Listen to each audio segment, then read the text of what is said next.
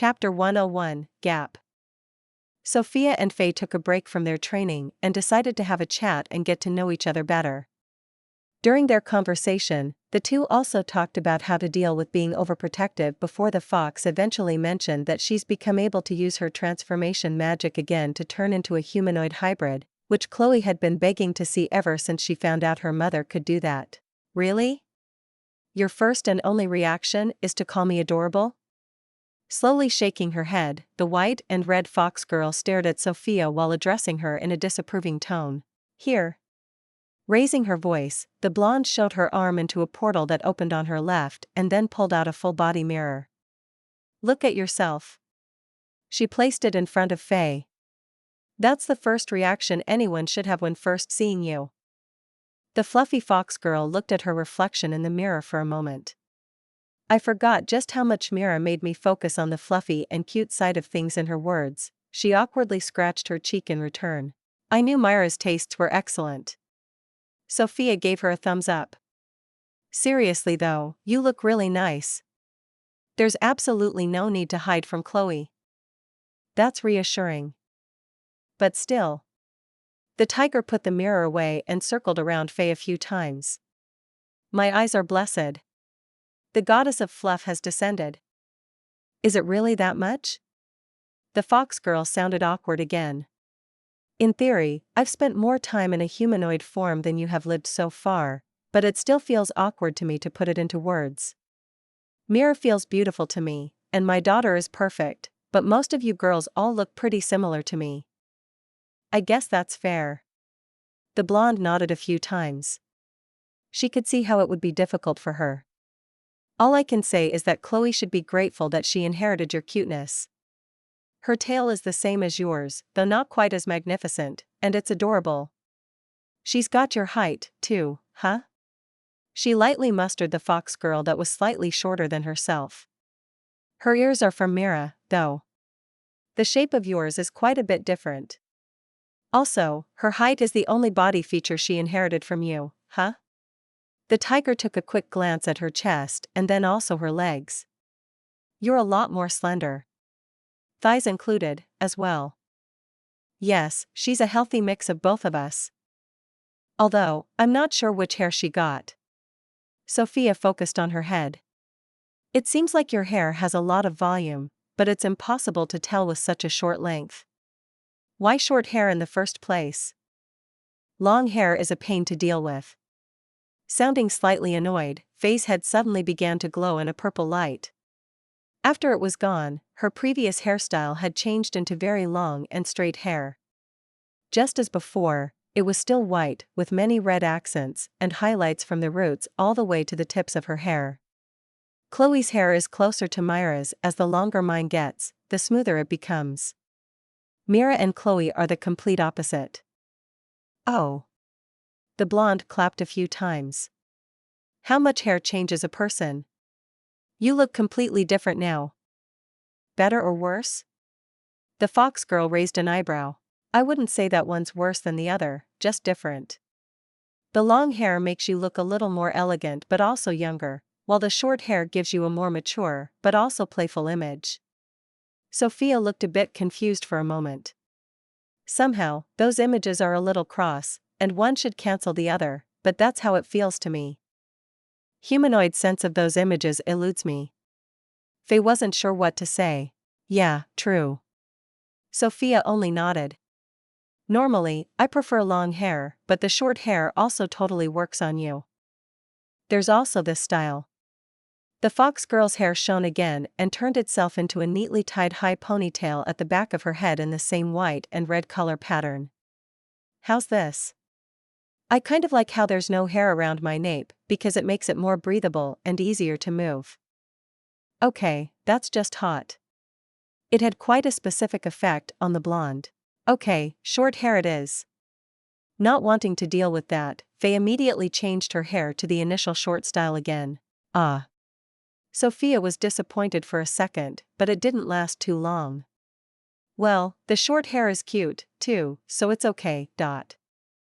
Thanks, I guess? The fox girl didn't know how to react. That being said, the blonde looked right at her. Yes? She tilted her head in return. You look nothing like I had imagined you to be. Sophia scanned her from ears to toe once more. Well, color scheme aside, that is. How did you imagine me to look? The red fox got curious. Taller. Her reply was instant. Somehow, I thought you would be closer to Anna in height. Though, now it makes sense why Chloe is so short even though Myra's taller than Maya. That's fair. Somehow, I also imagined you to be super buff and ripped. Like, from all the stories I heard about you and how Finney is scared of you, I was expecting you to look battle-hardened with a well-defined six-pack, abs, and thighs that could crush someone. She paused for a moment and looked at the fox girl once more. To be fair, I'm happy about it because I much prefer soft and squishy girls, but it doesn't exactly fit the image you had been going for you. Well, you can thank Mira for that. Faye looked a little awkward. She said that I would look amazing like this, and she really wanted to see it. Her preference in humanoid girls apparently is something exactly like my current looks. Good job, Mira. Overall, I agree with your assessment, though. The fox girl nodded once. Without Myra's input, I probably would have tried something like you described.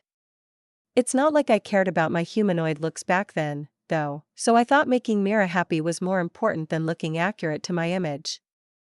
Aren't you the sweetest? I have to match my look, don't I? Faye showed her a slight smirk. Touché. The blonde liked her reply. In all seriousness, though, I think it was a lucky decision. I think so, too. Sophia agreed. Fluff is justice, after all. Though, I have the feeling that's not what you meant. I was thinking about Chloe. She shook her head. She ended up absorbing all my cute traits.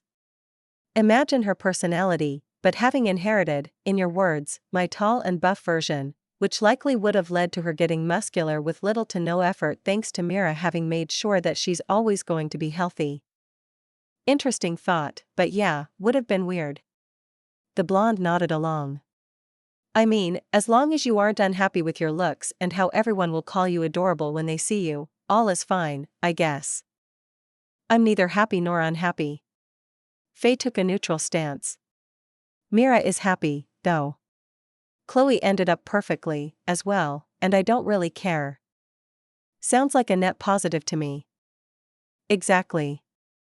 The fox girl came to the same conclusion. Speaking of Chloe, where did the pink come from? The blonde noticed an odd detail about their daughter. She got a healthy portion of both of you, but neither of you has any pink going on. Well, simply speaking, red and white combines into pink, but we've wondered about the same, too. Faye scratched her cheek. The only explanation that made sense to us was the mixing. I'm half white and half red, and Mira is 3/4 white. The extra bits of teal in her maybe added some shading to Chloe's colors. Makes sense. She could live with that explanation. Anyway, back to you. It looks like there's just one downside with your looks, huh? Sophia went back to mustering Faye. It not fitting my image, huh? Yeah, the blonde nodded. I can't take your achievements seriously now. Finn's being scared of a cute small fox? The human capital fallen and seized by a short girl with a tail so big and fluffy she probably gets stuck in a doorframe a lot. The serious and no excessive fun allowed fox is actually the most adorable individual in our group. I bet if you start pouting, everyone's first thought will be to pinch that cute little puffed cheek. Oh? Is that so? The atmosphere suddenly changed as Faye's wholly flat and ice-cold voice reached Sophia's ears. It even seemed cold enough that the temperature dropped because the tiger started shivering a little. That's unfortunate. Her expression did change, but it, unfortunately, wasn't a pout. It was a glare so powerful that half her face turned dark. Not only that, but the ground below her was turned dark, as well, as black nothingness began to ooze out of the adorable small fox girl. While her lower half was slowly being eaten by darkness magic, her upper body was wrapped in magic particles that were so dense that her hair was affected by them and started moving up and down as if possessed. Really, really unfortunate. Her blood-red eyes had lost all of their shine, and they seemed like they were staring right into Sophia's very soul. Huh. The tiger was frozen in place for a few seconds, but then instinctively took a few steps backward to get some distance between them. You, win that round. She raised her arms in defeat. If anything, your new looks make you even scarier when angry. The gap between her appearance and feeling only made it more intense. Happy to hear. Faye clapped her hands while replying to her in a cheerful tone, and the oppressive aura and expression, as well as the black nothingness, instantly disappeared, leaving behind the adorable short fox girl from before. Wow. Sophia had no idea what else to say. You know, back when I first went into public in this form, many had the same reaction when they found out who I was. The fox girl looked like she was reminiscing of a better time. A few days later, no one did that anymore, and the rumor of my red accents being the dried-up remains of the blood of my enemies began to circulate over the continent. Linking me together with Mira, some even called me her goddess of war, but she happily corrected her on that front because that wasn't something I wanted to deal with. The blood of my enemies bit was something I took a liking to, though. It's very poetic if you ask me. Again, wow. The blonde still had no other words. In the first place. Faye then stared at the tiger. You're widely regarded as cute, as well. Even so, you regularly threaten the king of the beast folk, and the entire upper echelon behind him is scared of you. On top of that, you went to war against a massive human army, and won without breaking a sweat. By brainwashing them with darkness magic, no less. You made an entire army cry and wet themselves while cowering in fear in front of you. What made you think that cute short girls can't be scary when you're a part of that trope? You're on the short side, after all. The fox slowly shook her head while saying so. Still at a loss on how to deal with the adorable bundle of feistiness that packed way too much of a punch, Sophia needed a break to collect her thoughts. Chapter 102, A Good Exercise. Sophia saw Faye's humanoid form for the first time, and she was an instant fan of the adorable short fox girl, but she had some slight issues with how her appearance didn't match her image any longer. Slightly upset by that, the red fox showed the tiger just how scary cute girls could be when they wanted and showed the blonde her dark side. And Maya calls me scary when I get angry. Sophia had no better summary than this after having witnessed Faye being upset at her. You've earned it, too. The fox girl sounded ever so slightly smug. That being said, I'd love to see you angry. I heard some stories and saw some glimpses of your potential, and they seemed incredibly promising, but I've yet to see the real deal. Well, you need to threaten or hurt one of my loved ones, but I cannot recommend that. Judging by her glare, the blonde didn't like that idea. Don't worry, we have the same values in that regard, so that won't happen. Faye smiled at her. Wait, accidents with Steph during our training won't count, right? Nah, she's sturdy. The tiger shook her head. All right. Make sure to let me be there the next time you get angry, though. I mean, I don't like being angry, so I try not to get to, but sure, I guess? Thank you. Speaking of training, though, should we do some more? Sophia got back to the thing they got together for in the first place. We got gloriously sidetracked, but I still want to learn. Good mindset. Faye gave her a thumbs up. It would be a good exercise to get used to this body, too. She gestured all over herself. I feel a little rusty. You didn't look too rusty when you got upset at me earlier. Oh, trust me, I was. The fox girl showed her a slight smirk. Huh. Sophia suddenly had a bad feeling about this. Come on, let's go. Not giving her a chance, Faye grabbed her hand and dragged her off to the edge of the floating island they were on. There, without hesitating for a fraction of a second, she jumped off while dragging the tiger down the 500-meter fall with her. You are the worst. Having arrived in the cherry blossom below the island, Sophia glared at the fox girl next to her in the little crater they were in. Why? Faye cutely tilted her head while she dusted herself off and removed some of the cherry petals and branches from her body, clothes, and hair. It was the fastest way to get down here. Creating your portals and going through them would have taken longer than the 10 seconds it took us to fall. That's not the issue here. The blonde got loud. Wait. Why am I the voice of reason here? I need to act more like my looks now, don't I? The short and energetic-looking fox girl smiled at her again. Sophia stared back at her. You do know that you're acting exactly like Steph usually does, right? She felt something familiar there. Why do you always go for such low blows? Faye looked mortified. Steph's personality is kinda infective, isn't it?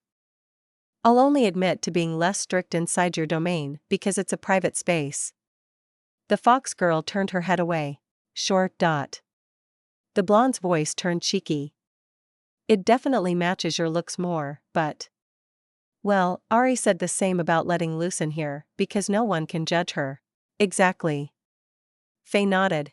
There's no way I'm going to learn anything about restraint from you this way, though. What if I get so unhinged that you chose to learn restraint just to make me stop? Is that a threat or an invitation? Sophia was a bit of a fan of being unhinged, after all. Yes. The fox girl just smirked at her. No. The tiger shook her head. NUUH. What? Yes, as a reply to non-yes questions is a privilege of highest playfulness that you have to earn first. You can't just do that. I just did, though. Faye gave her another cute smile. Are you trying reverse psychology on me now? Sophia was trying to understand her. Making me the reasonable one so I understand it? I have no idea what you mean. She just kept smiling. Ugh. Letting out a groan, the blonde then dropped the topic. Why did you want to go down here, anyway? She pointed up through the hole in the crown of the cherry tree they crashed through after jumping down the floating island. To train, of course. Inside my beloved forest? Sophia didn't like the idea. This is a sanctuary to relax, not to fight. Maybe putting something at stake will help you concentrate to keep the damage low. That may be true, but it wasn't enough to convince her. How about a less destructive approach, then? Faye tried a different approach. I'm listening. A classic manhunt. What does that mean in this world? As the blonde had a rough idea of what that entailed in her old world, she raised an eyebrow. The focus lies on the hunt, and places with limited visibility like this are perfect. Only limited magic abilities are allowed, and no cutting through terrain in a brute force manner is permitted. The goal is to track down and subdue the prey. So, hide and seek with higher stakes? Sophia tried to understand it. Pretty much. Are there any other rules? Whatever we agree on beforehand. So, if we ban everything related to fire and everything else that destroys more than 3 trees per square kilometer, that can be arranged? Not an issue. The fox girl gave her another thumbs up. Though, then I have some rules for you, too. Yes? No portals or straight-up teleportation. She shook her head. It would be impossible for me to catch you with those. That's only fair. The tiger nodded. Or any other magics that only overseers can use. Faye stared right at her. I know a few things Mira can use, and I'm more than sure you're hiding a few of your abilities from everyone, as well. I have no idea as to what you classify, but you can use a few of their tricks, after all. She paused for a moment. Okay. Hit the mark, huh? No comment. Sophia had no intention of elaborating anything there. Anyway, there's one last question I have regarding your hide-and-seek idea. Yes? The fox girl tilted her head. How will any of this teach me restraint? She was missing the connection. An excellent question. You have no idea, do you? The blonde felt a sense of relatability in her reply. I have. Faye disagreed with her judgmental stare. Again, before we can teach you restraint, you need to learn to use your powers correctly at all times. Me hunting you will keep the pressure high, and you might get used to making quick and good decisions to get away from me. I feel like you just made that up, and the only reason is you wanting to play, but as it sounds interesting, I don't mind. Sophia smiled at her. Alright, you have 5 minutes to get away from me before I start hunting you. Once they agreed on the plan, Faye got ready to hunt the tiger. Do you have any idea how far I can get away in 5 minutes? As Sophia was quite confident about her running skills, she felt like the fox girl was making a mistake here. I saw you running. She simply shrugged.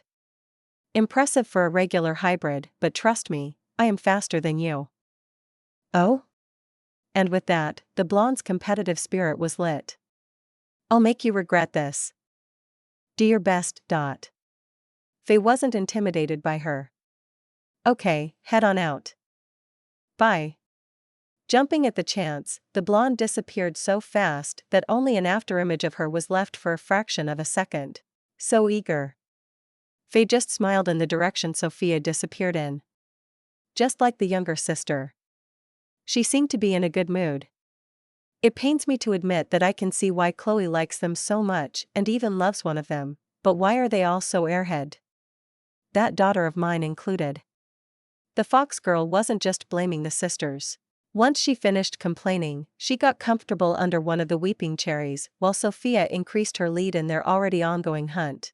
I can't believe I'm back in this form. Leaning against the tree's trunk, the fox girl lifted her arms to stare at them and the back of her hands. It's getting close to 20 years now, huh? I stopped using it when Chloe became aware of her surroundings. That was another stupid mistake of mine. Just as Sophia said, this form surely makes her feel closer to me. This is her real mother, after all.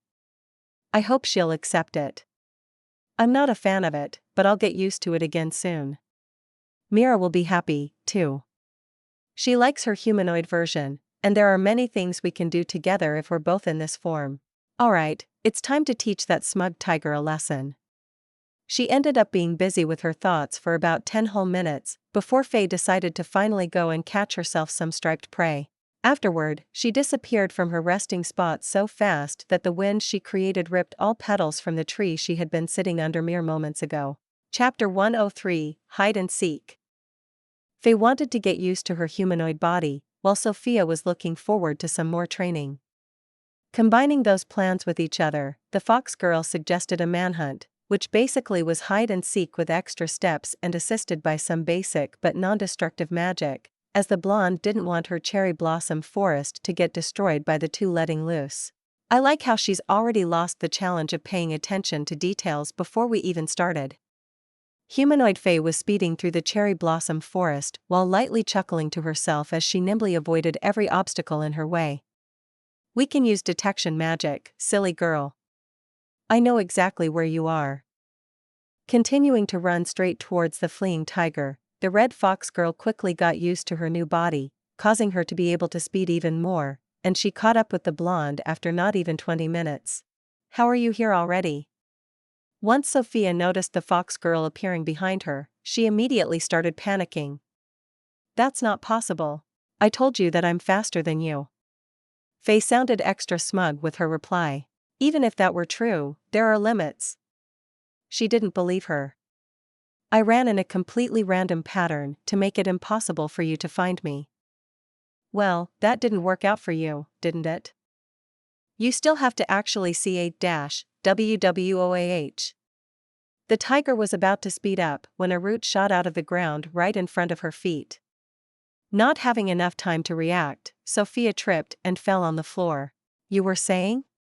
The little fox girl jumped at the tiger on the floor, landed on top of her, and pinned her down. Prey caught. I have to be honest, getting pinned down by you wasn't on my bucket list for today. Sophia had no idea how else to react. Shush. Faye lightly glared at her. Don't ruin my victory. Afterward, she let go of the blonde's wrist she was pushing down and then swiftly climbed off her again. You are insane. Sophia lifted her back and sat down cross-legged in front of the fox girl, who had done the same in response. You're just a lot slower than you thought you were. Ugh.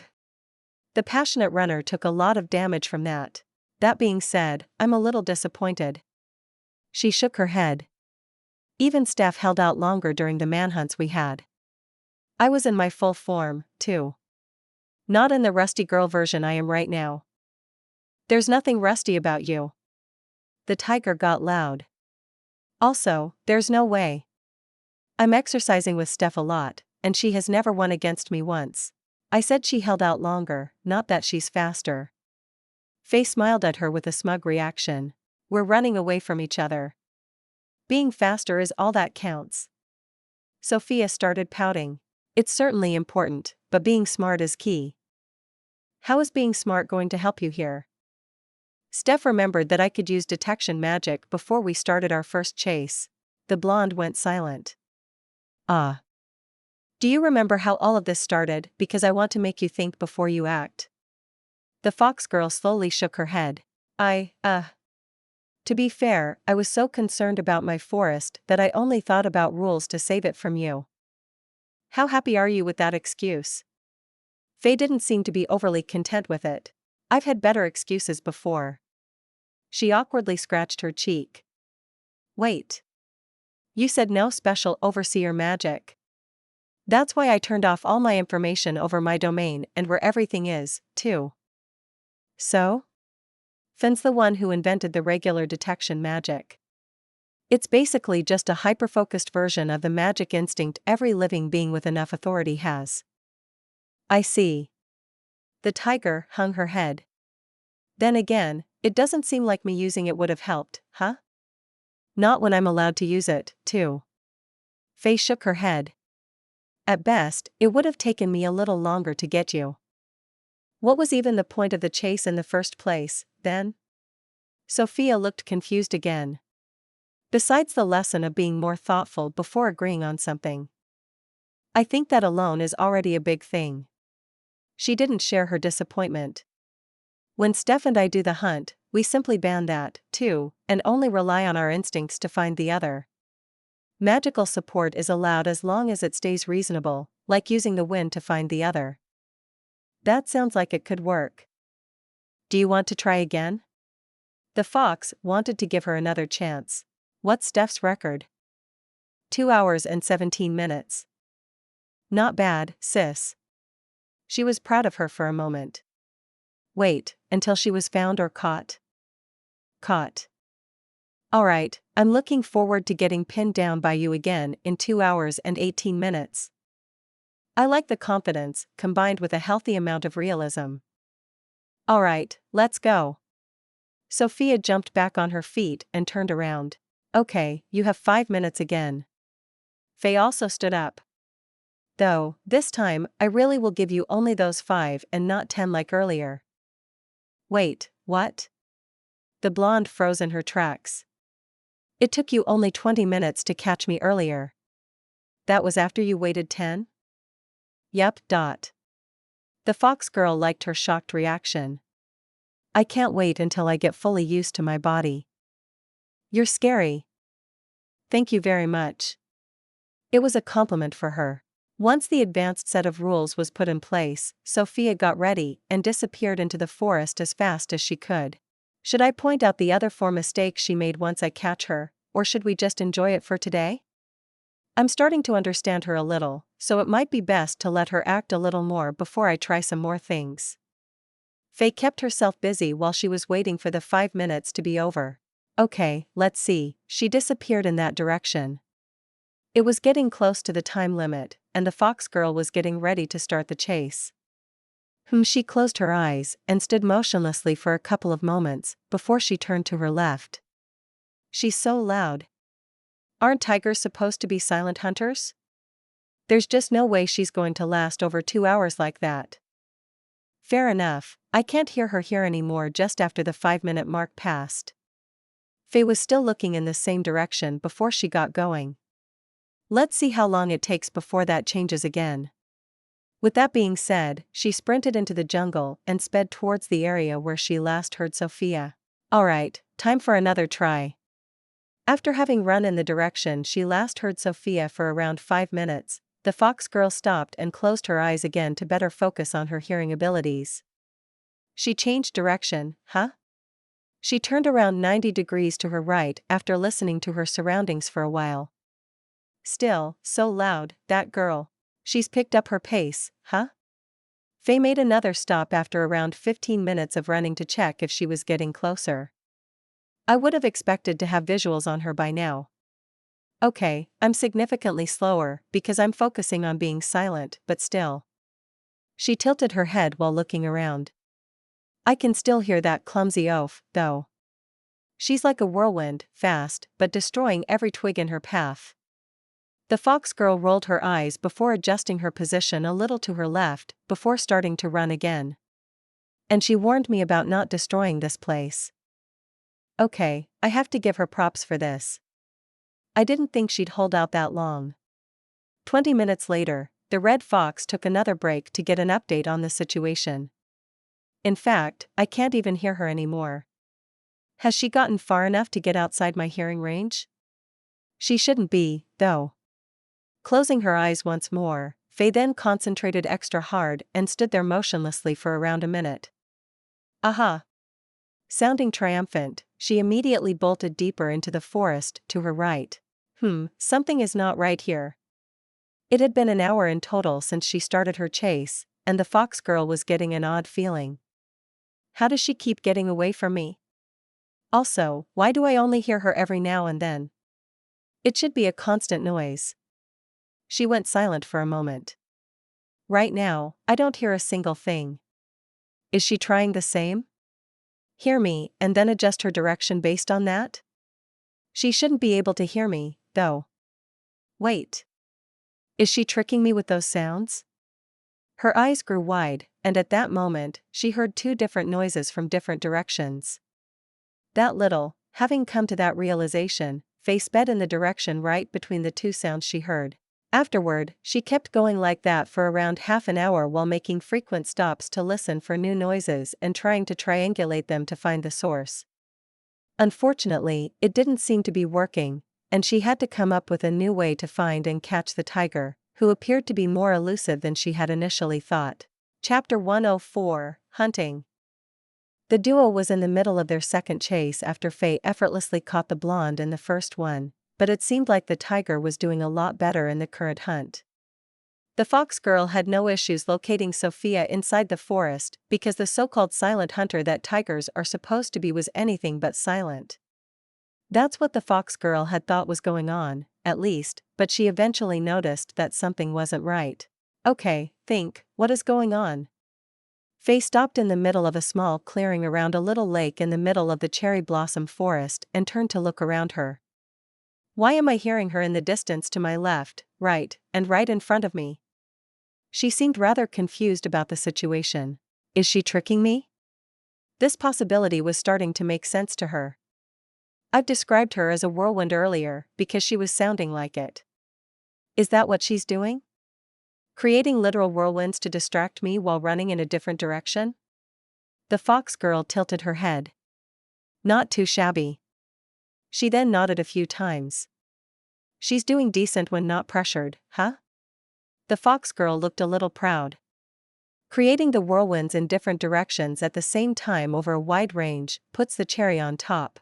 I didn't think I'd need to put some effort into getting her. It seemed like Faye had been looking down on her a little too much. She then raised her chin up and began sniffing the air. Thankfully, my senses transferred over to this body. She continued to sniff around for a bit longer before her gaze fixated on a direction across the lake. Got you. Having a bit of an excited expression on her face, the fox girl jumped over the lake and disappeared into the forest once more. We're getting somewhere now.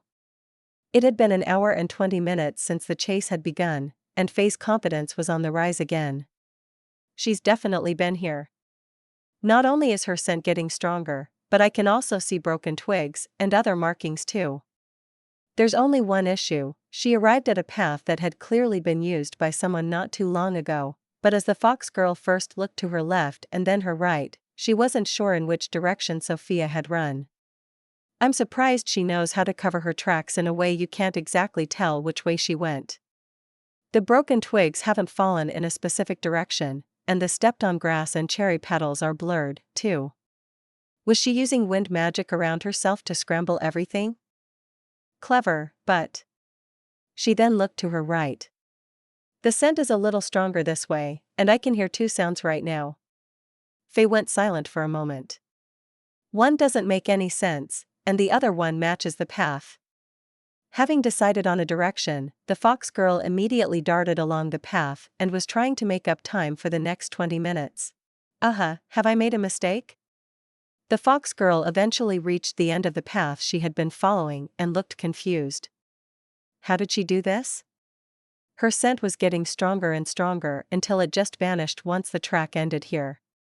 That makes no sense, does it? She was thinking aloud to help her understand it. I don't think she'd cheat, so there were definitely no portals involved. Faye looked around to find some hints. Oh? She eventually looked up and noticed a small, tiger-sized hole in the crown of one of the cherries. Is that what she did? Getting some tension into her legs by kneeling down, the fox girl then jumped up and through the same hole, widening it by a lot because her tail was more than twice the size of her torso. Where did she go? Seemingly being the most normal thing, she jumped about 60 meters high in the air and calmly looked around to find anything that stood out. That lake formed by the waterfall from the island above seems promising. Once she landed back on the ground, the fox girl immediately made her way over to the lake and inspected the area. She probably jumped all the way over here, so I lost her scent on the track. I can faintly smell it again, but it doesn't seem to be leading anywhere. She's a lot better than I had imagined. Faye seemed impressed again. Seriously, though, where did she? No way. She looked at the massive torrent of water flowing down from the island roughly 500 meters above her. She did not swim up the waterfall, right? Right? Faye couldn't believe her own idea.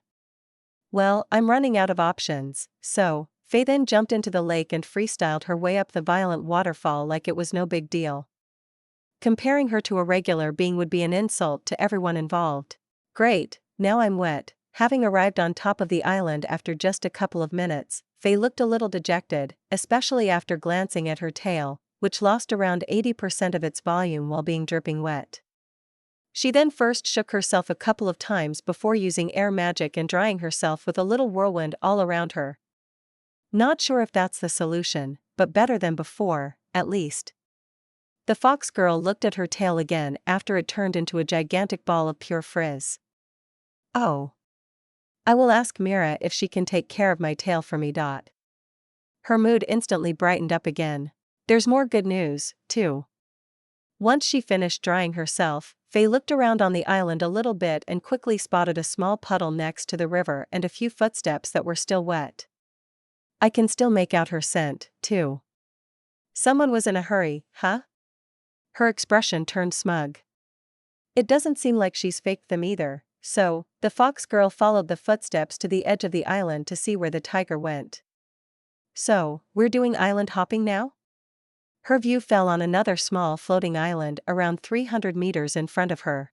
For the next half hour, the fox girl kept jumping from island to island high above the cherry forest while trying to track down the surprisingly elusive tiger.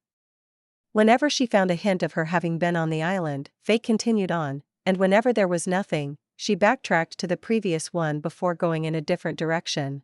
Well, congratulations. The red fox stopped on an island where she found another couple of footsteps. She officially just beat Steph's record. It had been around 2 hours and 20 minutes since the chase had started, meaning the older sister had been on the run for longer than the dog girl had managed so far. It won't be a much longer record, though. Faye pressed the side of her hand against her forehead and strained her eyes a little. Got you. In the far distance, a couple of islands away from her position, she finally spotted something jumping through the air. Let's go.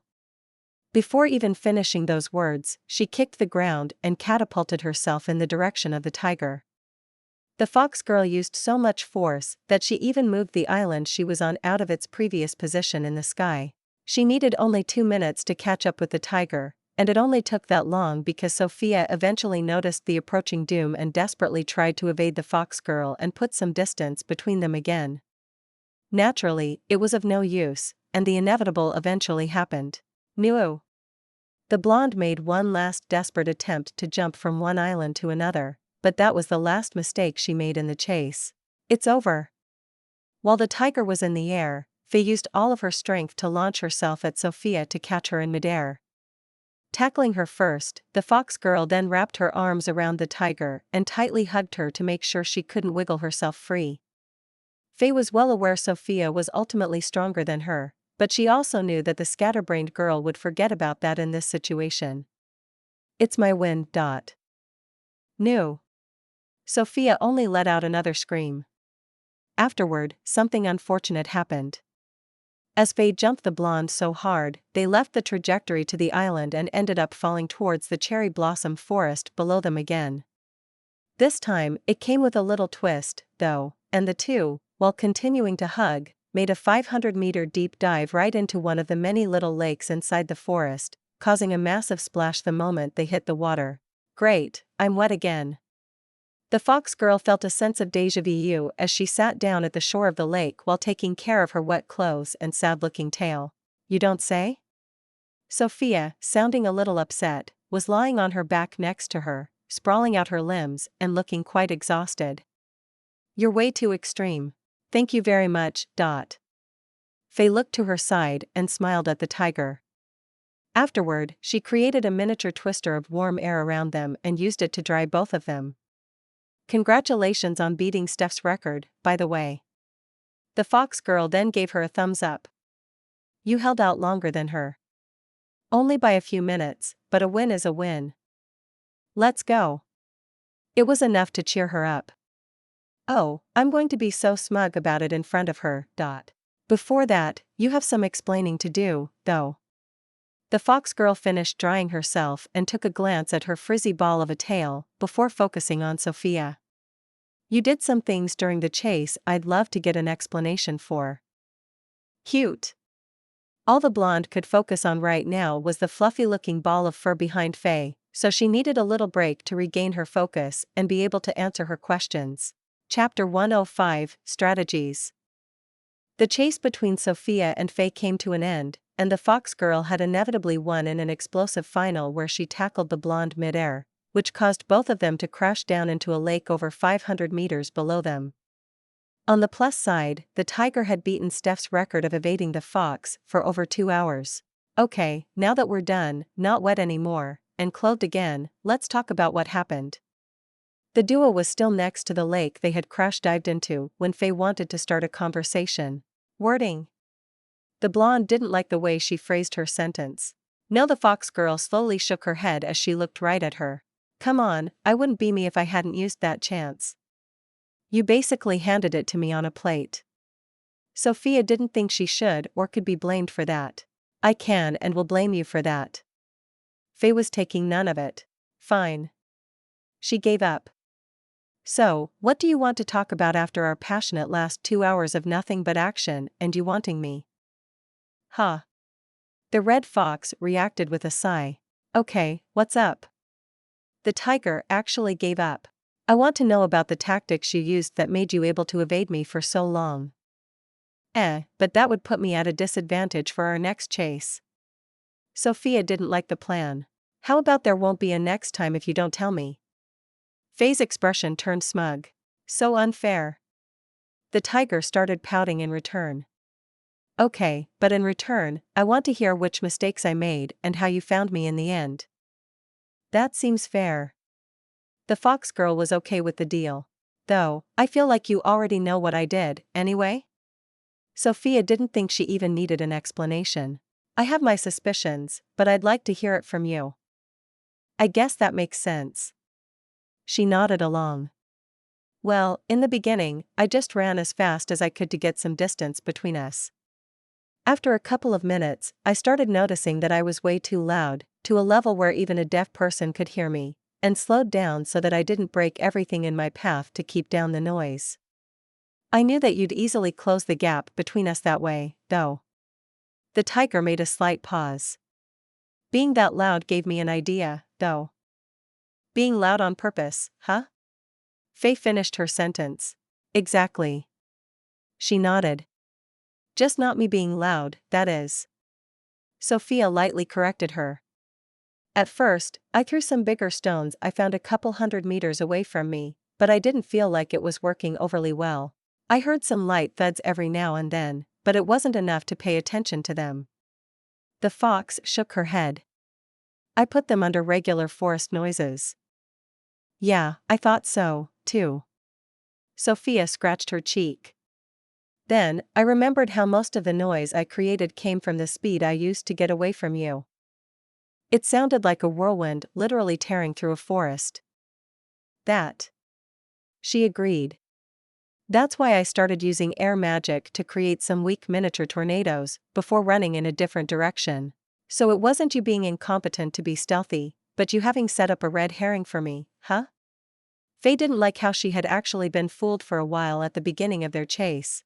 Ehe. The blonde liked her miffed expression. But how did you manage to create multiple different sources of noise? At some point, I heard whirlwinds tearing through the forest from at least 3 different directions.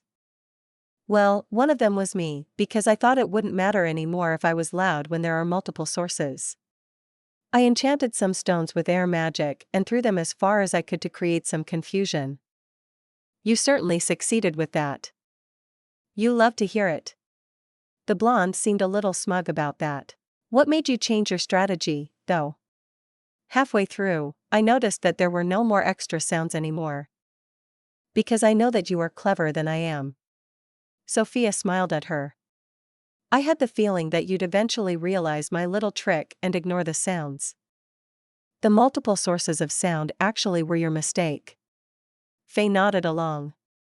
That made me notice that something was up. If you had continued to concentrate on one direction away from your actual path, I probably would have been fooled for longer. Ah. She looked a little awkward again. I thought I was being clever there. I was quite a bit confused in the beginning and had to rethink my strategy, so it wasn't a bad plan, but I was the wrong opponent there. I have to say, going to the floating island was really clever. Thanks. Sophia cheered up again. How did you even find out that I went up to one? I followed your smell. Huh? Sophia looked a little panicked, lifted her right arm, and smelled her own armpit to make sure. Don't scare me like that, there's nothing. She looked relieved again. Firstly, I didn't say you smell bad. Faye rolled her eyes.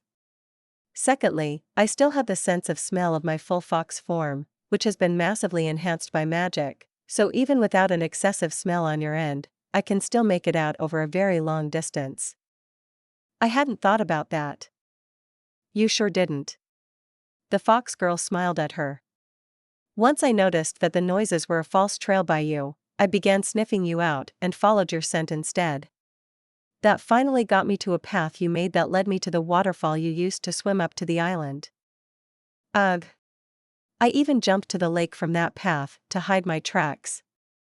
That was another mistake of yours. Faye shook her head. How so? She couldn't follow her. In fact, that even should have masked my scent. It didn't mask the tiger-sized hole in the crown of the tree at the end of the path, though. Ah. She embarrassedly turned her head away. My concentration started slipping there, huh? It seems like it.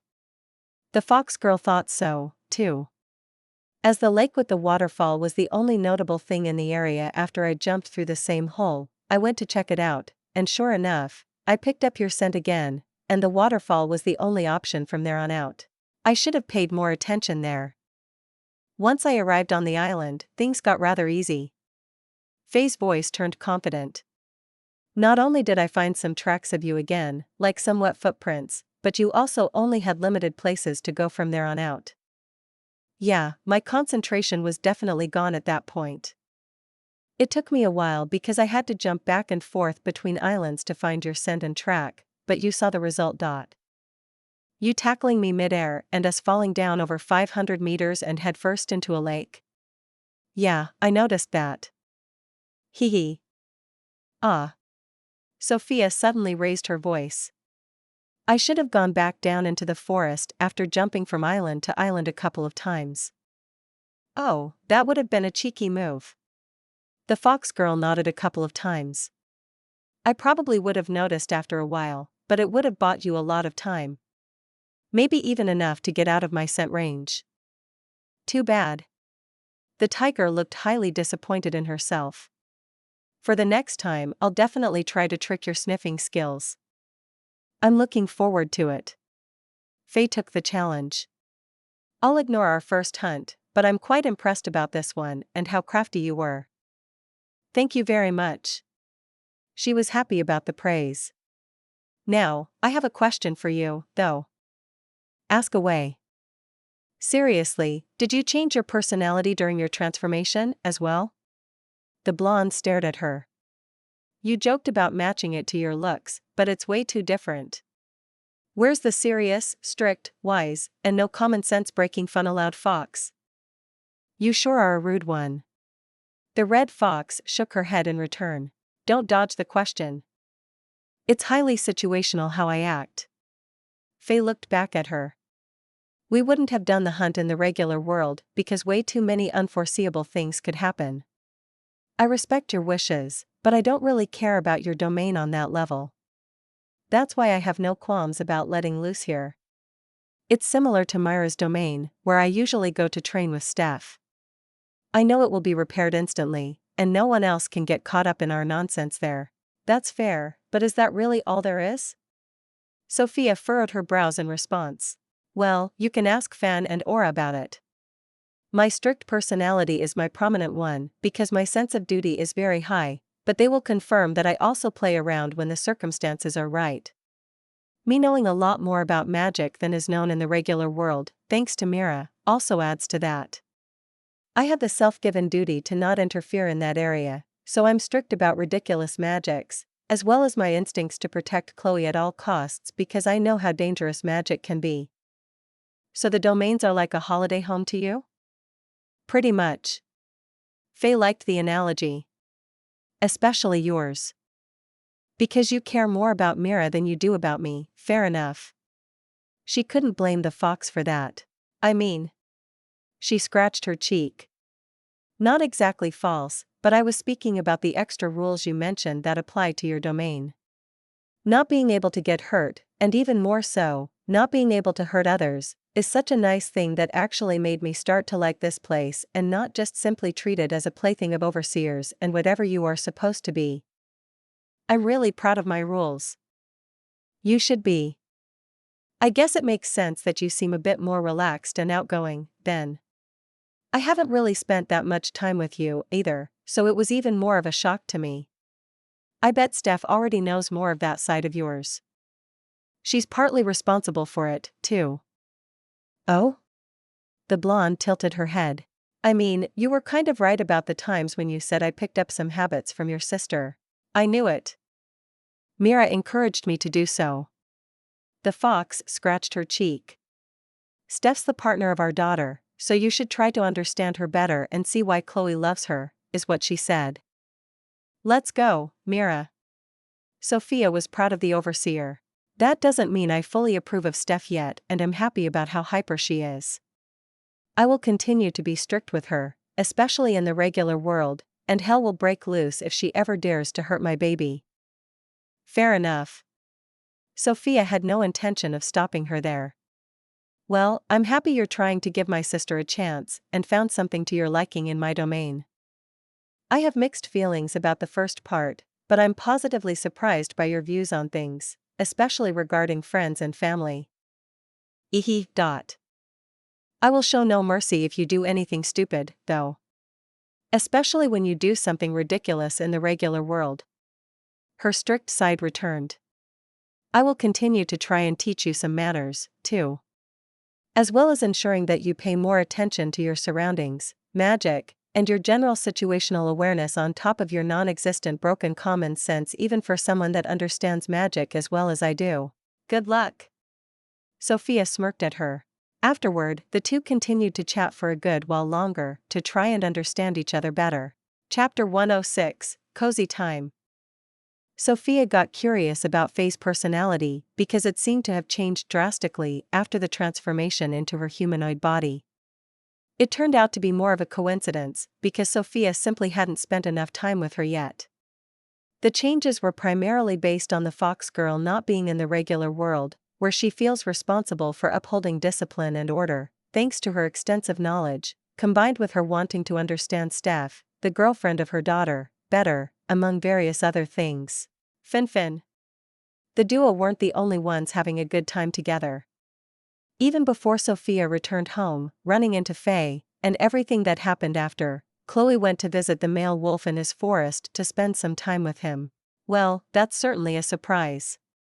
Fan, who was relaxing in the shade under his favorite maple tree on the soft and comfortable moss in the middle of his biome, lazily lifted his head to look at the pink fox. I hope I'm not a bother right now. She just smiled at him. You would never be. He seemed to be in a good mood. Ehe. Chloe liked his reply. Is there anything I can do for you? He was wondering why she came to visit. Did Sophia do something ridiculous again? No, she paused for a moment. I at least don't think so. The fox girl tilted her head. I haven't seen her today, but you never know when it comes to her. True. He nodded along. I just wanted to visit you. Oh, I see. I really like this forest. The fox looked around with a big smile on her lips. It's so cozy. That was the goal. Fen was glad she liked it. Though, a lot of the praise belongs to Ari, because she helped a whole lot. I heard about that. Chloe nodded. I was quite surprised about that. Yes, I hadn't expected it, either. He was just as surprised about their sudden collaboration. Would you like to do something with me, too? She wanted in on the fun. As long as it isn't anything related to snow or anything else cold, I'm willing to listen. Ahaha. Chloe let out a small chuckle. There are way too few enjoyers of the cold in this group. I think there are too many. He disagreed with her. There are more than 0, after all. Yet another explanation why you and Sophia get along so well, huh?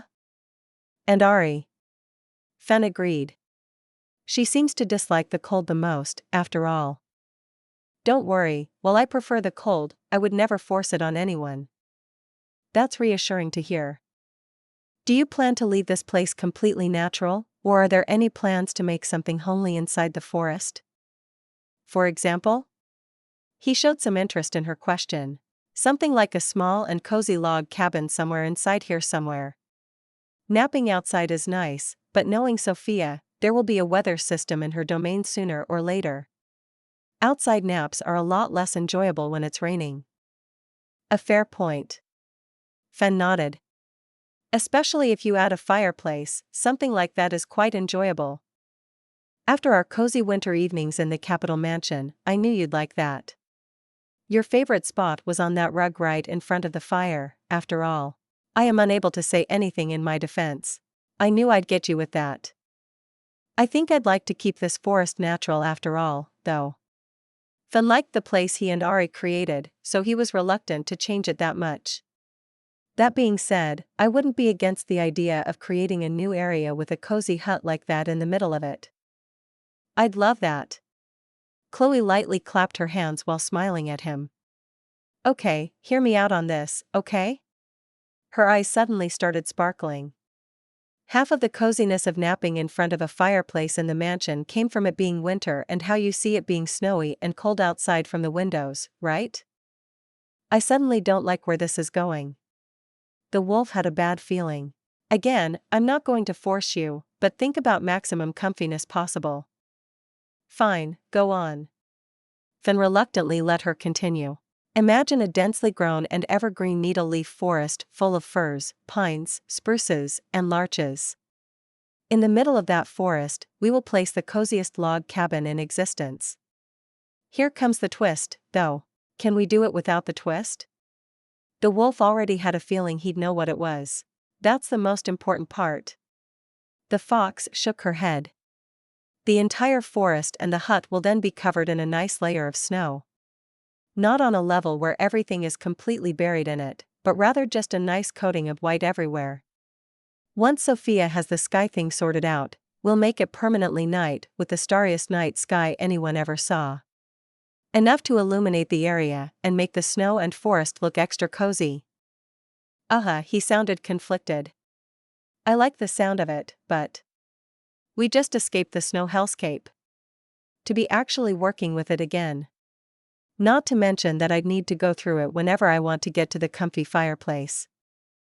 That can be easily solved. Chloe didn't want to let go of the idea so soon. We can have Sophia put a portal inside the log cabin, so the only time you'll be seeing snow is through the window while relaxing in front of the fireplace. Enticing. Fen was slowly starting to believe. I can do everything related to the snow, too. We can do the landscaping, the forest, and the cabin together before I take care of that. How are we going to do the log cabin, though? The wolf tilted his head. I don't like to assume things, but you don't strike me as a carpenter. Ah. Chloe scratched her cheek. I hadn't thought about that. Oh. She suddenly clapped her hands.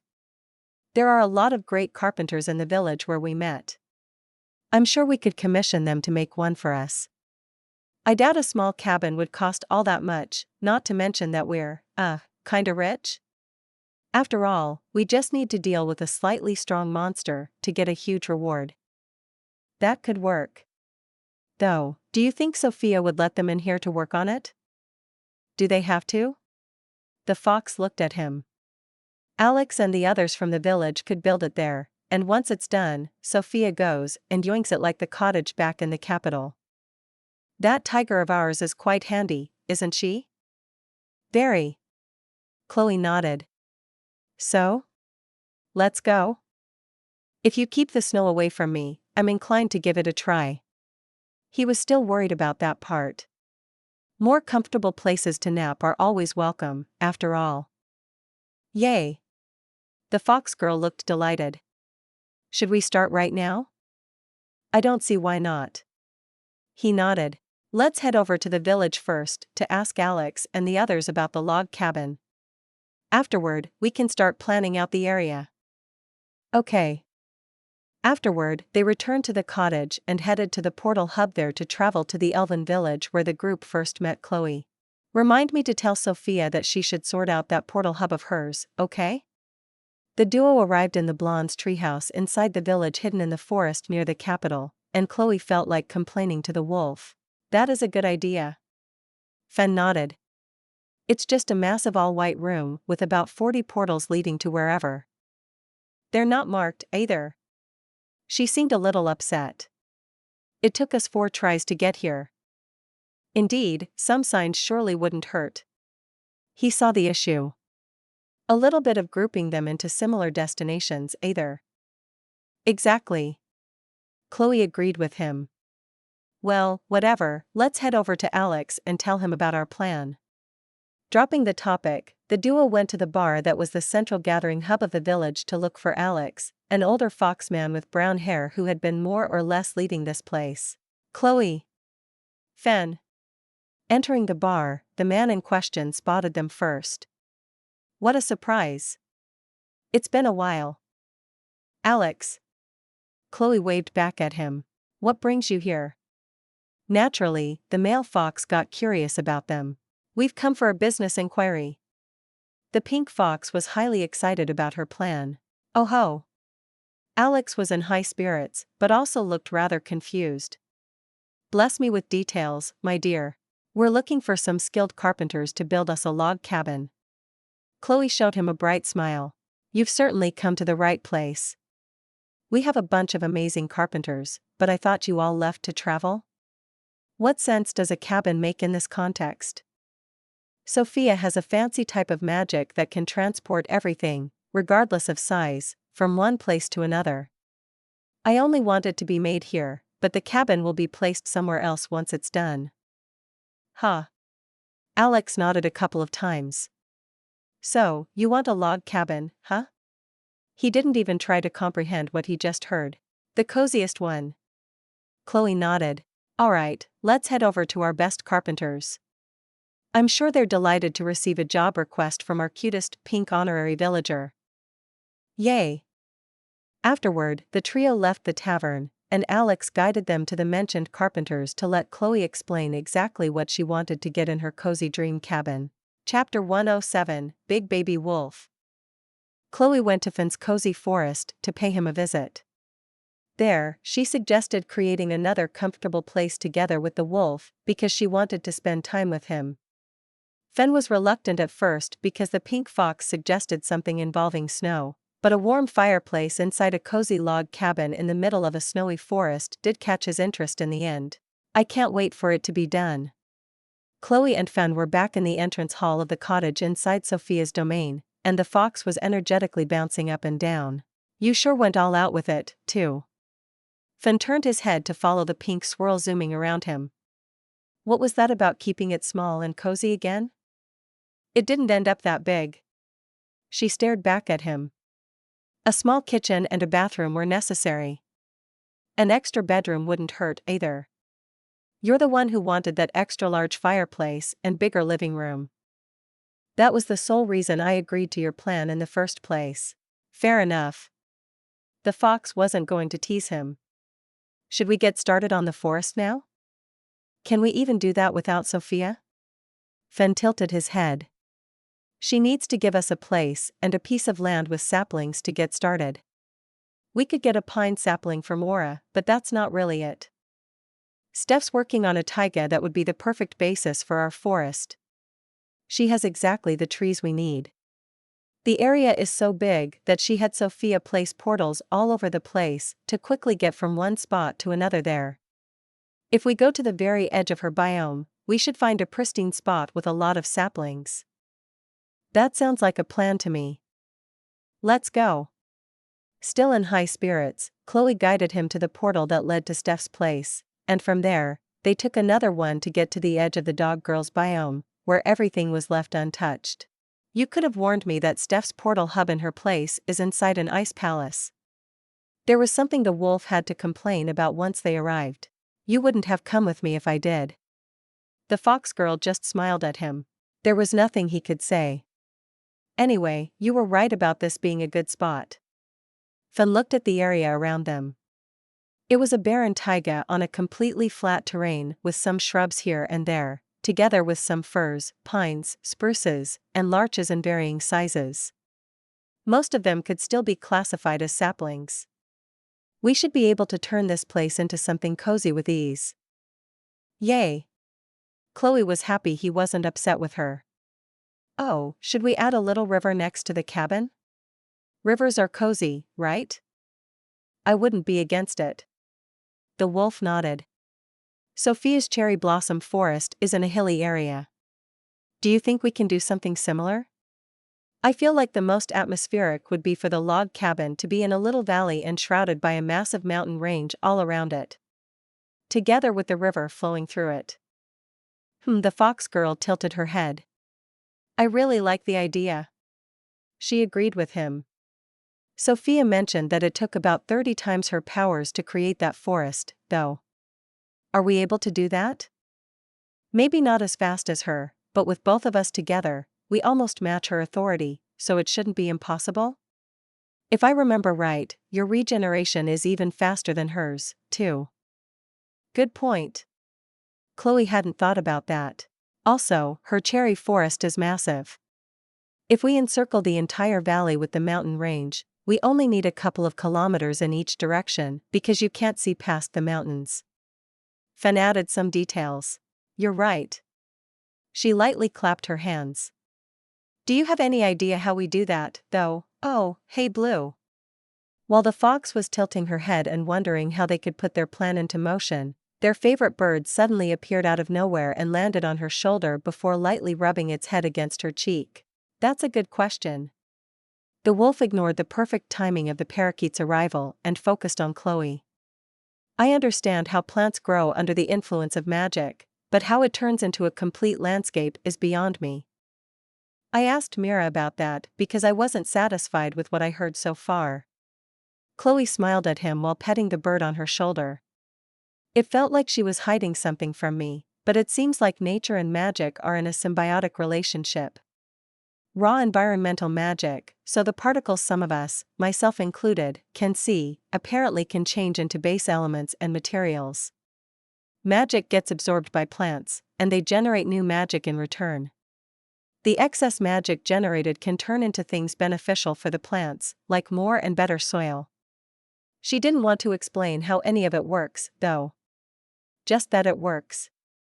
She seemed a little miffed about that. Blue, you don't happen to know how that works, right? I mean, you have more magic than any of us combined. The fox looked to her side, but the parakeet just froze for a moment before tilting its head away from her gaze. Just kidding. Fun thought about it for a moment. In the end, the how is not that important for it to work, but it is a little odd. Still, the general concept seems sound enough to me. Although, how can we use that for our mountain range idea? He noticed a flaw. It's purely for aesthetic reasons and not beneficial for plants, right? Ah. Chloe awkwardly scratched her cheek. We might need to get a little creative there. We could try to get some plants that usually only grow on mountain ranges, like certain types of shrubbery, and hope they come with a mountain once it's fed magic. I wonder if it's that easy? The wolf wasn't sure about her suggestion. It doesn't hurt to try, does it? She smiled at him again. Sophia still has that portal to the cherry blossom forest in the valley between the mountain range in the regular world. That area is actually pretty similar to what we're planning, so if we collect a lot of stuff and place it in the areas we want it to grow into mountains, maybe? It was a lot of wishful thinking on her end. I see two significant issues with that idea. Fen didn't seem convinced. Really? For one, I'd have to go to Steph's ice palace again. On top of that, our destination would be snowy mountains. I don't even know what I like less. You big baby. Chloe and Blue were shaking their heads. Okay, how about this?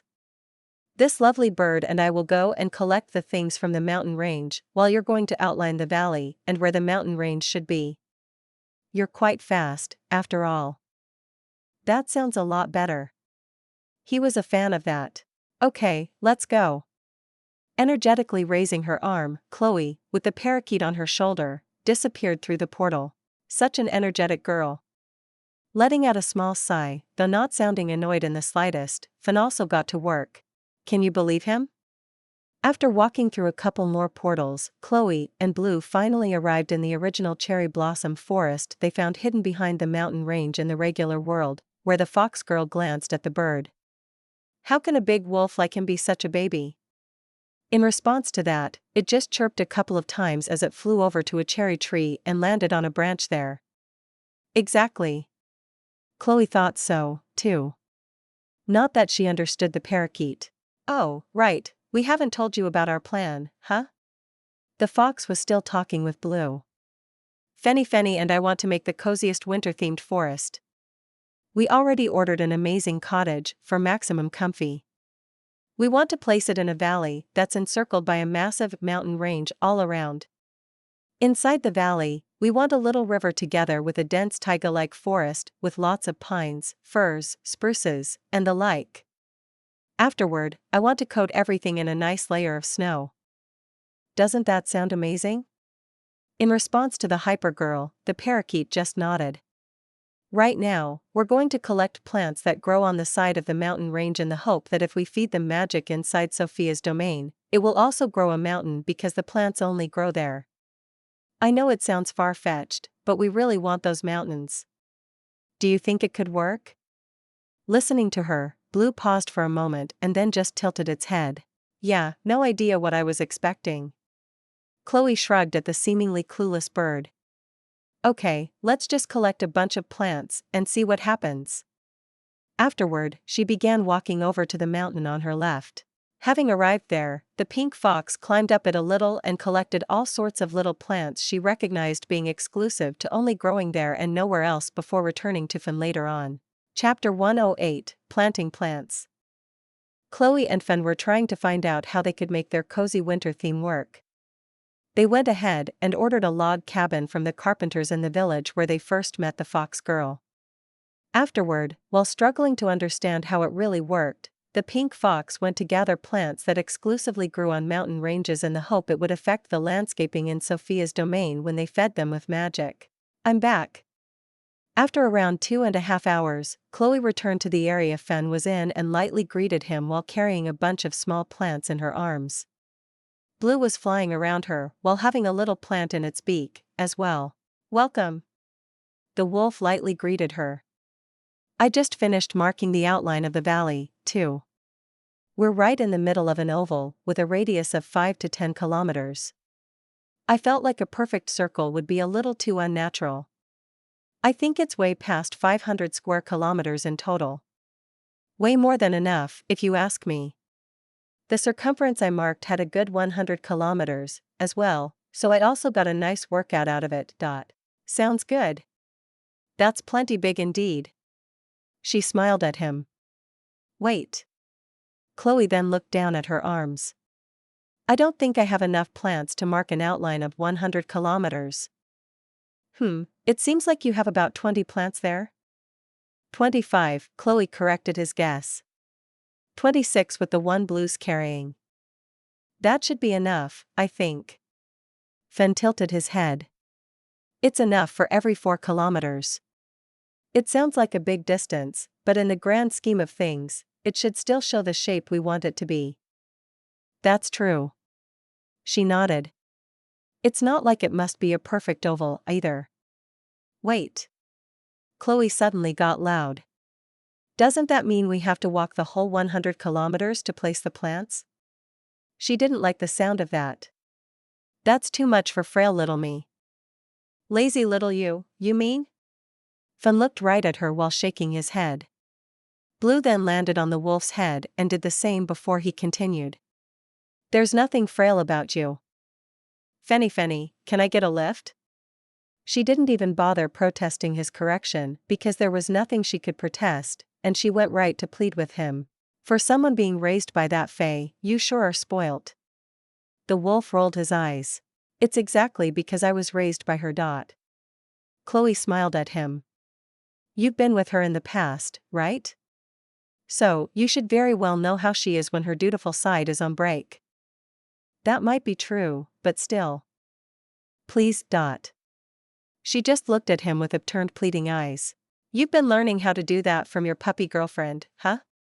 The wolf had no chance against her puppy eyes. Yes. Alright, fine. Fen gave up and transformed into his original form, with his shoulder height being over 2.5 meters high. Yay!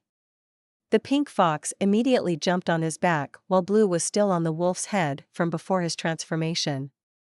Let's go. Do not hurry me when you're riding on my back. He didn't like that. Yeah, Feifei also always gets upset when I do that. Chloe sounded a little awkward. Once everyone was hanging on tight to him, Fen went full speed ahead, and the group reached their destination in just a few minutes. Here we are. The wolf brought them about 5 kilometers away from the portal and gestured at a small line dug into the ground that stretched in 2 directions away from the group.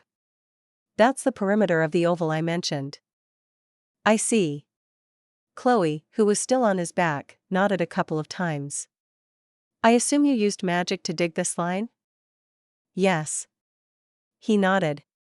I was quite tempted to dig a trench using my paws, but that would have taken too long. Understandable. She saw his reasoning. Blue, would you like to plant the plant you're holding first? The fox looked at the little parakeet sitting between Fen's ears on his head right in front of her. In response to that, the bird took flight and quickly landed on the line the wolf had created. There, it dug a small hole with its claws, before putting the little plant from its beak in it. Once it was done, Blue flew back to Fen's head. Good job. Chloe gave the bird a gentle pat. How should we continue from here? Fen looked at the little plant the parakeet had put in the ground. We said that putting a plant down every couple of kilometers, but that alone won't do much, won't it? True. The fox thought so, too. We definitely need to release some of our magic on the plants so that they can grow, hopefully together with a mountain. Would that turn into a mountain range, though? The wolf wasn't sure about that, either. It seems like that, if it will work in the first place, would make more smaller mountains, no? Another good point. Chloe tilted her head while thinking about the dilemma. Maybe we should slowly release our magic while running around the perimeter of your oval? So that we draw the location we want the mountain range to grow with the raw magic? I guess that's worth a try. Fen thought it could work. I'll rely on you to make sure that we evenly spread the magic, then. While I can roughly feel it, you having the ability to see magic is a lot more reliable. Leave it to me. The fox girl was more than happy to help. The only question left now is how much magic to use. The wolf took a short break.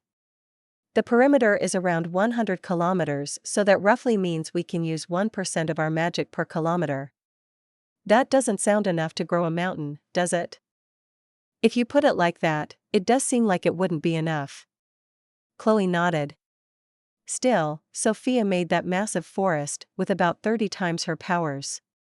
It has a couple of hills and cliffs as well. No actual mountain ranges, but our idea is so much smaller. Yes, you might be right. He didn't sound too convinced. Wait, how long do you need to regenerate your authority again? Ever since Steph increased my total authority, it increased by a bit. I'd say it's about 10 minutes from empty to full. That's so fast. He got loud. I guess that's being the daughter of the overseer of magic for you, huh? Ehe. Chloe liked his reaction. Why are you asking? Do you have one of Sophia's portable portals on you? Yeah. She nodded before touching the cherry blossom hairpin above her bang. Actually, I had Sophia enchant this pin with the portal magic so that I always have it on me. Clever. Fen seemed impressed. How about you use 10% of your magic per kilometer, and we have a short break every 10 kilometers, during which you take a quick trip to the regular world to reset your authority. Oh, that's a great idea. The fox liked his plan. This will be fun.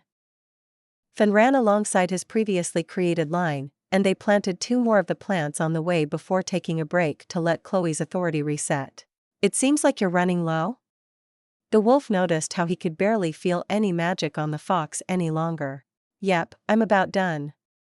She just nodded before jumping off his back and placing the plants she had in her arms on the ground. Then, Chloe took off the pin from her hair and poured some magic into it. Immediately after, a portal opened in front of her arm where she was holding the pin. That sure seems handy. Fen looked at the spectacle. Maybe I should ask Sophia to get me one, too. You would look super cute with a flower pin on your head. The fox was a big fan of the idea. I wasn't necessarily talking about that part. He rolled his eyes in return. Ah. She looked extremely disappointed. It would be adorable, though. You do realize that that's part of the issue, right? Fen stared at her while slightly moving his head from side to side. How about a piercing for one of your ears? That would be cool. Chloe didn't want to let go of the idea so soon. I'm not so sure about that. He had some mixed feelings about that. I didn't hear a no. Let's go. She got only more excited. Please step through the portal and reset your authority. Okay. With a slight smirk on her lips, the fox disappeared. She's a dangerous one. Fen let out a sigh once she was gone, while Blue, who was still on his head, nodded a couple of times. It's so easy to get caught in her pace. Just like a certain blonde girl we know. The wolf then rolled his eyes, while the parakeet kept nodding.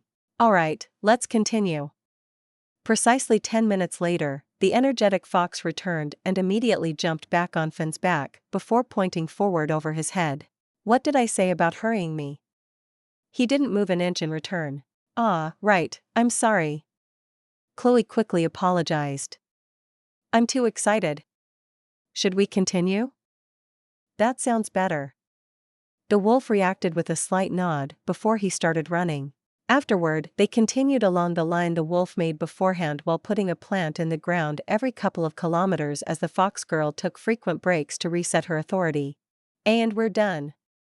The trio, Blue included, had spent the last half-day planting plants Chloe collected from a mountain range, and they just arrived back at the first plant they started on when the fox girl happily clapped her hands. It took a lot longer than I had thought, but it's finished. Fen nodded along. Well, it's mostly because I also took a few breaks to regenerate a little of my authority, too. Yeah, we forgot that we also need some magic to grow the forest itself, after all.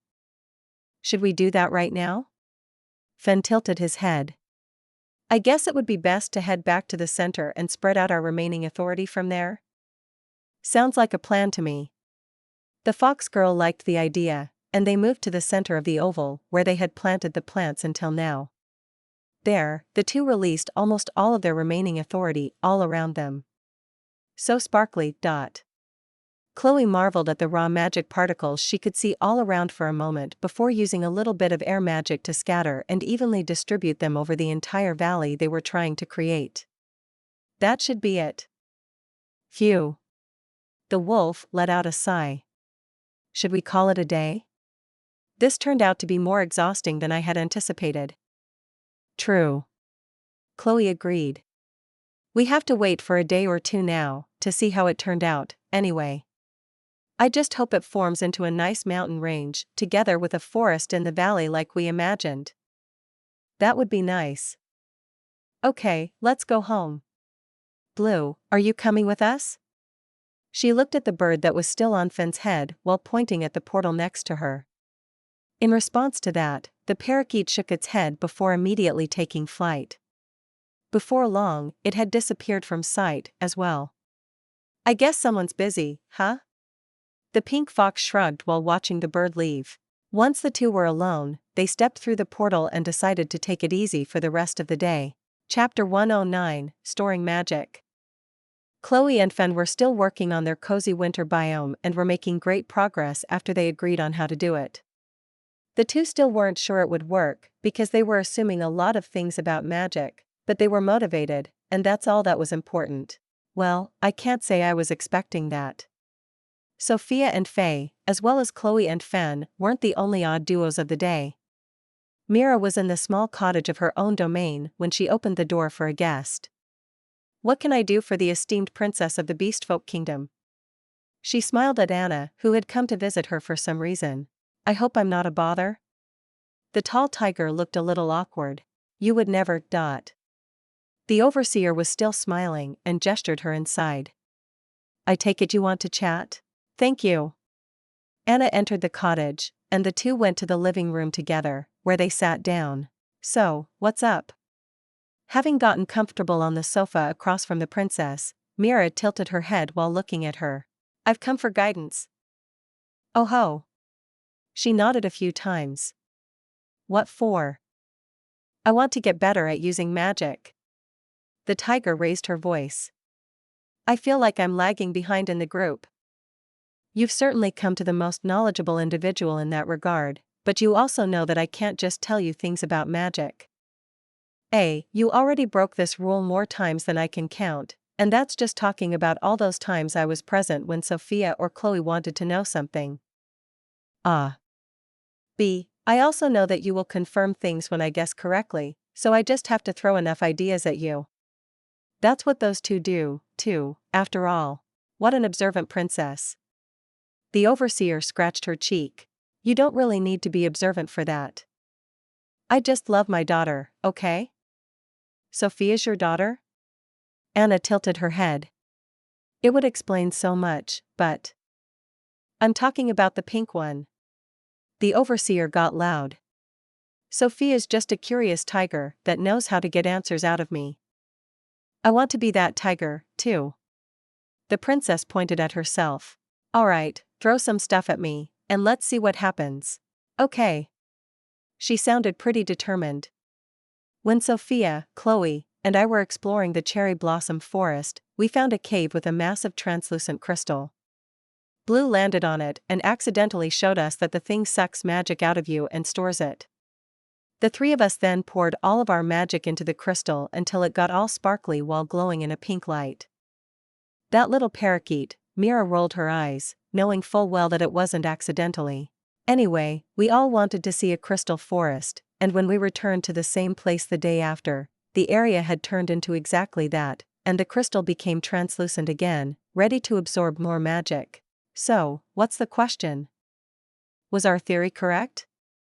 Are there crystals that can store magic? Yes. As they had basically found out about it already, the overseer had no intention to hide it. Awesome. Anna's eyes were sparkling. All of us together filled it up in an instant and directly used it, but can you also store it inside the crystal for longer and slowly store more over days or weeks? What for? The teal fox tilted her head. I have the least amount of magic power in the group, but I have high ambitions. You love to hear it. Mira smiled at her. I like the biomes everyone is making in Sophia's place, and I want to make my own. The princess paused for a moment. I don't think I have enough power to make something truly amazing, though. After finding that crystal, I got the idea to place it in the area I want to create my biome, and whenever I have some excess magic, I would pour it into it. Once there's enough inside the crystal, I would then use it to create my dream place. Not bad. The overseer nodded a few times. It seems like you gave it some good thought, and I like that. I need to make do with what I have, after all. She was happy that it seemed possible. I can't wait to get started. There's an easier way for you to make an impressive biome in Sophia's place, though. Huh? Anna perked up. How? Also, I thought you were not going to openly help. Sophia already found out about it. She just hasn't gotten around to tell you yet. Ah. She nodded. Well, she was pretty preoccupied with Ellie. She did the same as you're planning, amassing a lot of extra magic to create something she shouldn't be able to with her current powers. The way to impressive cherry blossom forest, right? The princess tilted her head. Yes. Mira nodded. She used her portals to transfer magic from your world to her domain. You can do that? The tiger got loud. So, she just opened a portal and let the magic flow into her place? No, it's a little more involved than that. The overseer shook her head. You've heard the others use the term authority before, right? Yeah, especially Chloe and Sophia use that all the time to describe their own magic. Because that's how magic works. Mira paused for a moment. The magic that resides inside of you is actually the authority you have over the available magic in your vicinity. The more authority you have, the better and longer you can control magic. Your magic also doesn't exactly run out while using it, but you rather lose the authority to use it, and you get put on cooldown. There are exceptions, though, like using your authority to grow plants like in the biome you're all playing with at the moment. There, you actually release your internal magic, which then slowly gets refilled by the free magic around you. Huh. Anna went silent and thought about it for a little while. That makes so much sense. She suddenly raised her voice. So much more than all the stuff we'd been learning in the academy and my private teachers before meeting Sophia and the others. Indeed. The fox awkwardly scratched her cheek. The interpretation of magic on the beast folk and human continent is lacking, to say the least. In fact, it somehow has gotten worse over time. You all got way too comfortable with it. Ahaha, she had nothing to say in their defense. Wait, does that mean that there are places where this advanced knowledge of magic is common sense? The inhabitants of the demon continent are fairly close to it, as well as constantly trying to push further to learn more about it. Mira had to take another jab at the lazy beast folk at the end. Oh, it's going to be so interesting once we finally go there. The princess got excited instead. Anyway, I think I missed the part where this helps me make my biome in Sophia's domain, though.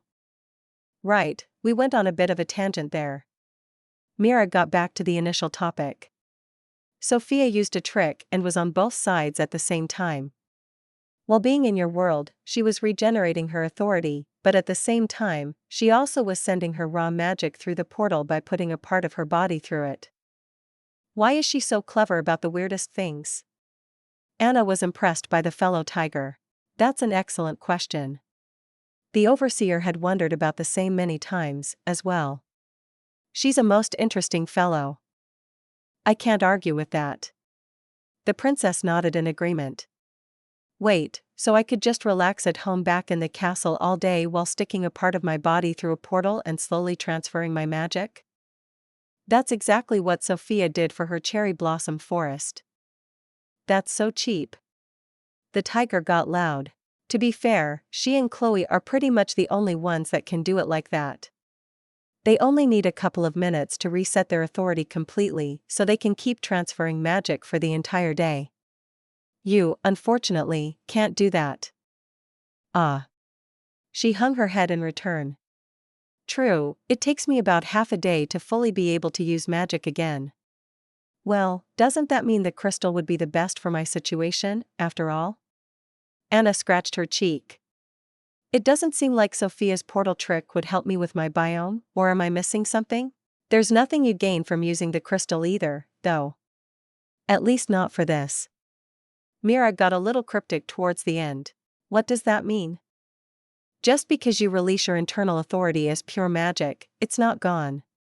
It stays in the area where you released it until it has a purpose. Instead of filling the crystal, you can just keep releasing your magic in the area where you want to make your biome until you think it's enough. Only then, when you imagine the area that you want to build with your magic, it will get used and converted. Ah, I see what you mean now. The princess clapped her hands.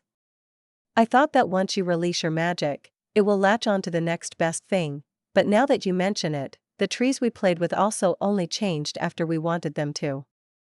Exactly. But how do I know when I released enough magic? I can't see it like Sophia can, so it would be just guessing on my part. The crystal glow also only shows how much it's filled, not how much magic it absorbed. The capacity varies greatly depending on its size and other variables. So, it's just guessing either way? Anna didn't like this revelation. You know, it's actually fairly easy to reliably gauge the environmental magic around you when you know what you're doing. Mira tried to cheer her up. What gave you the impression that I know what I'm doing? Ahaha, you and Sophia really have a lot in common. She felt very reminded of the other tiger. How about I give you a little training session? The overseer of magic is going to teach me magic? The princess got so excited that she jumped off the sofa. Well, I'm not going to teach you any new things, but as long as it's just tricks a couple of people from the group already know, I don't think it's against my meddling rules, so I don't mind. Let's go. It didn't dampen her excitement in the slightest. Not giving her any time to think it over, Anna immediately dragged Mira out of the cottage so they could start training as soon as possible. Chapter 110, Magic Sensitivity. Anna went to visit Mira because she wanted to get better at using magic and learn a few tricks to finally start building her biome in Sophia's domain. She was hoping to use the magic crystal that stores magic, and while it was possible, it turned out that other options seemed to make more sense for the situation. To use them, the princess needed to get better at feeling magic, and the overseer decided to give her a little training session. Are you ready to learn something? The two went to an open field in the overseer's domain, where Mira smiled at the princess before looking in the far distance to her left. Just in time, too. I've never been more ready to learn. Anna reacted with a big nod while ignoring the cryptic part of the overseer's question. Admittedly, that's not a high bar, but ignore that. Haha. Mira let out a small chuckle. The goal is to make you understand and read magic levels in the area, so you have to concentrate a lot. I hope you're prepared. Concentrating isn't one of my strong suits, but I'll give it my all and then some extra on top. Your motivational levels are definitely up there, though. The fox smiled at her. Okay, for starters, try to tell me how much magic is in the area around us right now. Anna looked around before closing her eyes and pausing for a moment. I don't think I can feel anything at all. She eventually shook her head. Well, that's a good start. Mira gave her a thumbs up. When we got here, I removed the entirety of ambient magic around here. So, there is nothing for you to feel. Yay, I guess? The tiger tilted her head. The question is if I would have felt anything even if you didn't do that, though. I can't say I ever felt magic in normal areas before. Only when being in your domain or certain places in Sophia's. There is a difference between feeling nothing and not feeling it. The former comes from there being nothing, while the latter can be explained by being used to it so that you aren't conscious about it anymore. Like breathing, for example. Most of the time, you just do it, but once you focus on it, it suddenly becomes a conscious thing. Makes sense. Anna nodded. Could you change the magic around us to regular levels so that I can try and feel a difference? That was the plan. Saying so, the overseer blinked once. Okay, done. So quick. I'm not the overseer of magic for nothing, after all. Ah, right. The princess had forgotten about that for a moment. Alright, let's see. She then closed her eyes and concentrated for a little bit. It still feels like nothing, but more of a familiar nothingness, I guess. She looked confused when she opened her eyes again. Good. Mira smiled at her. If you feel a difference, that's a good sign. The familiarity of nothingness comes from your body being used to it, as I mentioned before. It simply ignores this level of magic. I'm not sure if you're just giving me too much credit, though. Anna didn't feel like she was understanding much. That's unlikely. She shook her head. I can see your potential, and let's just say that you're an excellent fit for your group. What's that supposed to mean? Alright, let's increase the ambient magic and see what happens, okay?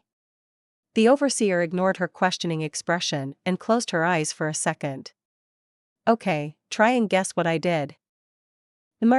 She first growled slightly over the evasive fox before doing as told and began to concentrate once more. Could I get a hint on how I should focus on the magic?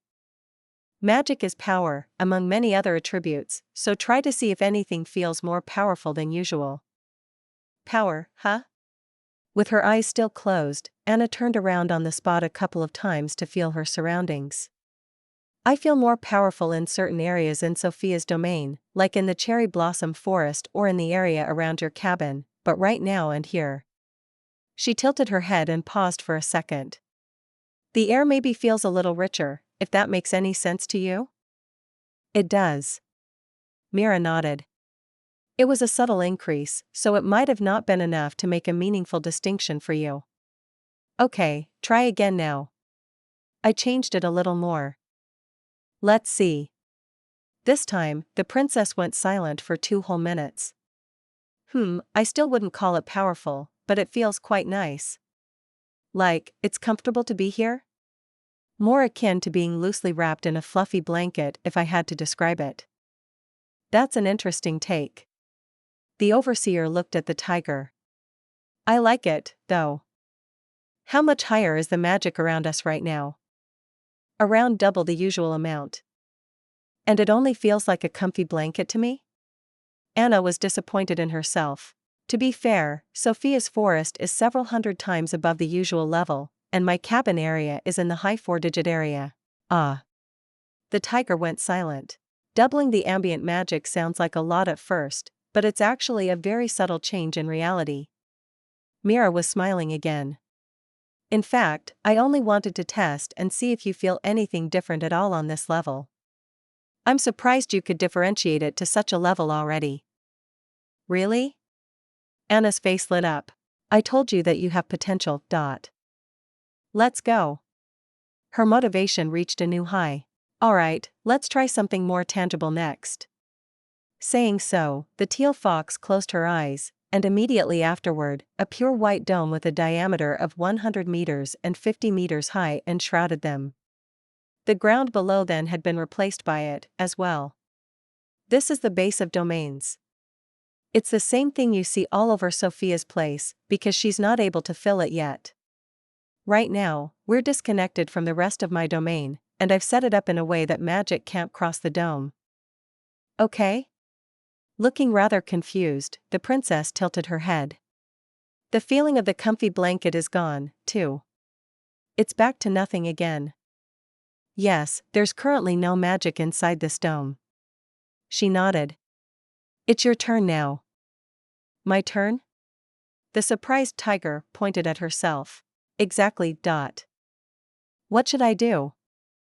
For starters, release all of your authority, and we'll continue from there. It's the same as when you want to grow a sapling, just without thinking about the flora part. Sounds easy enough. Nodding once, the princess immediately got to work. Alright, done. It only took her around a minute to get rid of her magic. What now? Here, have it back. Mira then snapped her finger. Eh? The princess jumped in response. My magic is back. I've reset your authority, yes. You can do that? Again, overseer of magic and all that. Ah, right. It had slipped her mind again. The magic of your initial authority is still in the area, though. Mira gestured around them. How much more than the usual ambient levels is at the moment? Will the amount of my authority even make a diff? Wow, okay. The princess wasn't able to finish her sentence before noticing the change. It feels like a lot more than when you doubled it earlier. How much do you think? Hard to say. Anna tilted her head. It's like 2 or 3 times as intense as the comfy blanket feeling from earlier. She scratched her cheek while thinking about it some more before settling on something more definitive. If I had to take a guess, it feels like 10 times as much as the normal nothingness. Give or take 2, I guess. Oh. Mira clapped her hands. That's pretty much spot on. Seriously? It's 9.84 times as much, but there's no need to go into that much detail. Not many are capable of sensing magic like that. Let's keep going and make the feeling stick. Absolutely. Anna immediately began to release her authority once more, but she soon noticed something odd. I'm done, but it somehow felt like it took a lot longer to release my magic. Again, nicely done noticing that. The teal fox gave her a thumbs up. I was sneakily resetting your authority while you were releasing it. Why? To keep things interesting, of course. She looked a little cheeky. Also, the ambient magic would have simply doubled with your authority flooding the area a second time. Now, you have to actually feel the real amount. So unfair. Anna's expression turned into a pout. Well, it helps to learn and understand it better, so I guess that's fair. She changed her mind after thinking about it. Okay, let's see. It's still a lot less than Sophia's forest, so you didn't go completely wild. I mean, it would have taken you like half an hour of constant releasing your authority to get close to that level, so you definitely stopped in the middle of it. Fair enough. The princess nodded.